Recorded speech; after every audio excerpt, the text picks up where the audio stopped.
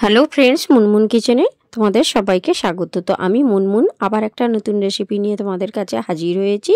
এটা হচ্ছে সুজির রসমালাই রেসিপি। তো তোমরা অনেক রকম রসমালাই খেয়েছো, তো আমি কিভাবে এই সুজির রসমালাই রেসিপিটা করি তার সম্পূর্ণ টিপস A to Z তোমাদের সঙ্গে শেয়ার করব। সেটা সঙ্গে থাকো এবং দেখতে থাকো, এবং আমার চ্যানেলে নতুন হলে আমার চ্যানেলটা সাবস্ক্রাইব করে আমার পাশে থেকো এবং নোটিফিকেশানটা অন করে রেখো, যাতে নিত্য নতুন রেসিপি সবার আগে তোমাদের কাছে পৌঁছে যায়। তো দেখো, এতে কেশর দেওয়া আছে। কেশর দেওয়া রসমালাই কিন্তু খেতে অসাধারণ। তার সম্পূর্ণ রেসিপিটা দেখতে থাকো যে আমি কিভাবে করি। তো দেখো, গ্যাসের উপরে আমি কিন্তু একটা কড়াই বসিয়ে দিয়েছি। তো কড়াইটা গরম হয়ে গেলে এর মধ্যে দিয়ে দেব 2 কাপ মতো দুধ। তো দুধটা কিন্তু আগে থেকে আমি জাল করে রেখেছিলাম, তারপরে ঠান্ডা হয়ে যেতে আমি 2 কাপ মেপে কিন্তু দুধটা নিয়ে নিয়েছি। এবারে এই 2 কাপ দুধের মধ্যে দিয়ে দেব 1/2 কাপ মতো চিনি। 1/2 কাপ চিনি দেওয়াটাই কিন্তু রসমালাইয়ের পক্ষে যথেষ্ট। এর থেকে বেশি কিন্তু আমি আর মিষ্টি দেব না। তো দেখো, চিনিটা দেওয়ার পর ভালো করে নেড়ে চেড়ে কিন্তু নিচ্ছি, যাতে চিনিটা একটু গলে যাওয়া পর্যন্ত আমি অপেক্ষা করব। তো দেখতে পাচ্ছ বন্ধুরা, চিনিটা আস্তে আস্তে কিন্তু গলে গিয়েছে দুধটা গরম হওয়ার সাথে সাথে। এবারে এর মধ্যে দিয়ে দিলাম এলাচ গুঁড়ো। এলাচের খোসাটা ছাড়িয়ে ভেতরের যে অংশটা থাকে সেটাকে কিন্তু আমি গুঁড়ো করে নিয়েছি। দিয়ে কিন্তু সেই এলাচ গুঁড়োটা ওর মধ্যে দিয়ে দিলে এর সুন্দর একটা ফ্লেভার আসে এবং এলাচের কিন্তু স্বাদটাও অসাধারণ। তো দেখো, এইভাবে নাড়তে নাড়তে গ্যাসের ফ্লেমটা কমিয়ে দিয়ে আমি 1 কাপ মতো সুজি কিন্তু এর মধ্যে দিয়ে দিলাম। সুজিটা দেওয়ার সময় কিন্তু গ্যাসের ফ্লেমটা একদম লো ফ্লেমে রেখে কিন্তু এইভাবে অনবরত নেড়ে চেড়ে নেবে, তাহলে দেখবে সুজিটা কোনো অংশে দানা বাঁধবে না। এইভাবেই নেড়ে চেড়ে নিয়ে একটা সুন্দর ডো তৈরি করে নেবে। দেখতে পাচ্ছ বন্ধুরা, সুজিটা কিন্তু একদম আমার কোথাও ধাঁধা পাকেনি। এইভাবে কিন্তু নেড়ে চেড়ে আমি দেখো একটা সুন্দর ডো তৈরি করে নেব।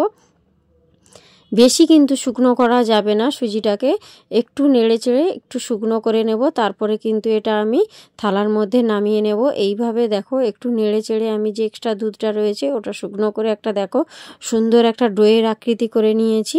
এবারে কিন্তু এটাকে আমি থালার মধ্যে সার্ভ করে নেব।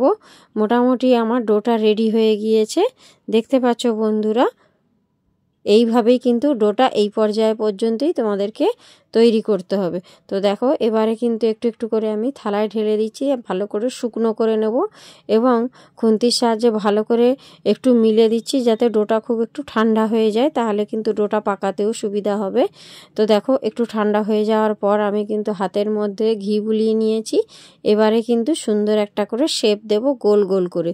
তো তোমরা চাইলে কিন্তু এটা লম্বাও করতে পারো, তো সেটা তোমাদের পছন্দসই। তো আমি এখানে দেখো রসমালাইগুলো কিন্তু গোল গোল শেপই দিচ্ছি। তোমরা এইভাবে হাতের মধ্যে ঘুরিয়ে নিবে এবং সুন্দরভাবে এরকম গোল একটা শেপ দিয়ে দিবে। আবারও দেখো, আমি আরেকটা করে দেখাচ্ছি। একই রকমভাবে দেখো এইভাবে গোল গোল করে নেবে। দেখো বন্ধুরা, কতগুলো আমি রসমালাই তৈরি করে রেখেছি। এবারে এটাকে একটা প্লেটের মধ্যে দেখো সাজিয়ে রেখেছি। এবারে দেখো নেক্সট স্টেপে আমি যাচ্ছি। এবারে গ্যাসের উপর আমি একটা কড়াই বসিয়ে দিয়েছি। তো এবারে এর মধ্যে দিয়ে দেব 250 গ্রাম মতো দুধ। তো দুধটা কিন্তু ভালো করে জাল করে একটু ঘন করে নিতে হবে। দুধটা দেওয়ার পর এর মধ্যে দেখো 3টে ছোট এলাচ দিলাম এবং এলাচগুলোর কিন্তু একটু ফাটিয়ে নিয়েছি। ফাটিয়ে নিয়ে ভালো করে কিন্তু এবার দুধটাকে একটু জাল করে ঘন করে নিতে হবে। তো দুধটা যত ঘন হবে তত কিন্তু রসমালাইটা সুন্দর হবে। এবং এর মধ্যে এখনই আমি দেখো 1/2 বাটির মতো চিনি অ্যাড করলাম। চিনিটা ভালো করে দিয়ে নাড়িয়ে চাড়িয়ে কিন্তু একটু ফুটিয়ে নিতে হবে। দেখতেই পাচ্ছ বন্ধুরা, এইভাবে কিন্তু অনবরত নাড়তে থাকতে হবে এবং গ্যাসের ফ্লেমটা লো ফ্লেমে রেখে কিন্তু দুধটাকে একটু ঘন করে নিতে হবে। তো দেখো বন্ধুরা, নেড়ে চেড়ে নেওয়ার পর দেখতেই পাচ্ছ যে পরিমাণ দুধটা ছিল, দুধটা কিন্তু অনেকটাই ঘন হয়ে এসেছে। এই পর্যায়ে কিন্তু আমি গ্যাসের ফ্লেমটা লো ফ্লেমেই রেখেছি। লো ফ্লেমে থাকলে কী হবে, দুধটা কিন্তু খুব তাড়াতাড়ি ঘন হয়ে আসবে এবং দুধের উপর একটা লেয়ার পড়বে, তাহলে কিন্তু খুব সুন্দর রসমালাইগুলো হবে। এবারে যে আমি রসমালাইগুলো তৈরি করে রেখেছিলাম সেগুলো কিন্তু অল্প অল্প করেও এই গরম দুধের মধ্যে দিয়ে দিচ্ছি। কারণ রসমালাইগুলো দেওয়ার পর কিন্তু বেশি ফোটানো যাবে না, তাহলে কিন্তু যেহেতু সুজির রসমালাই, এটা বেশি ফোটালে কিন্তু শক্ত হয়ে যাবে। তাই কিন্তু আগে থেকে দুধটা আমি জাল করে নিয়ে একটু অল্প করে নিয়েছি, ঘন করে নিয়েছি। এবারে রসমালাইগুলো দেখো নেড়ে চেড়ে আমি কিন্তু 5 মিনিট মতো ফুটিয়ে নেব। দেখতে পাচ্ছ বন্ধুরা 5 মিনিট কিন্তু রসমালাইগুলো আমি এইভাবে ফুটিয়ে নিচ্ছি। ফুটিয়ে নেওয়ার পরে দেখো রসমালাইগুলো কত ফুলে গিয়েছে। যেহেতু সুজির রসমালাই কত সুন্দর ফুলে গিয়েছে এবং কত বড় হয়ে গিয়েছে। এর থেকে আর আমি বেশি কিন্তু ফোটাবো না, তাহলে কিন্তু রসমালাইগুলো শক্ত হয়ে যাবে।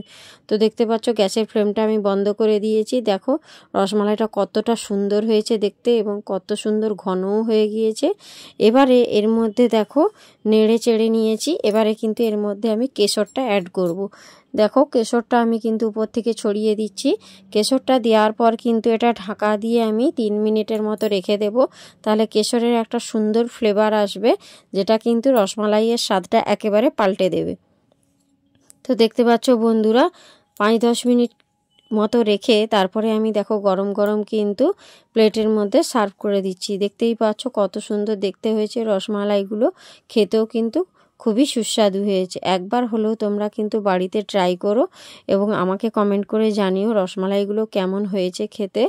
এবং ছোট বড় কিন্তু সবাই খুব মজা করে খাবে। একবারে ইউনিক একটা রেসিপি, তোমরা চাইলে বাড়িতে বানিয়ে বড় ছোট সবাইকে কিন্তু তাক লাগিয়ে দিতে পারো এইভাবে সুজির রসমালাই করে। তো দেখতে পাচ্ছ বন্ধুরা রেসিপিটা আমার কমপ্লিট হয়ে গিয়েছে, কালারটা কত সুন্দর এসেছে। তো আজকের মতো আমি এখানেই শেষ করলাম। দেখা হচ্ছে নেক্সট রেসিপিতে। Tata, bye bye.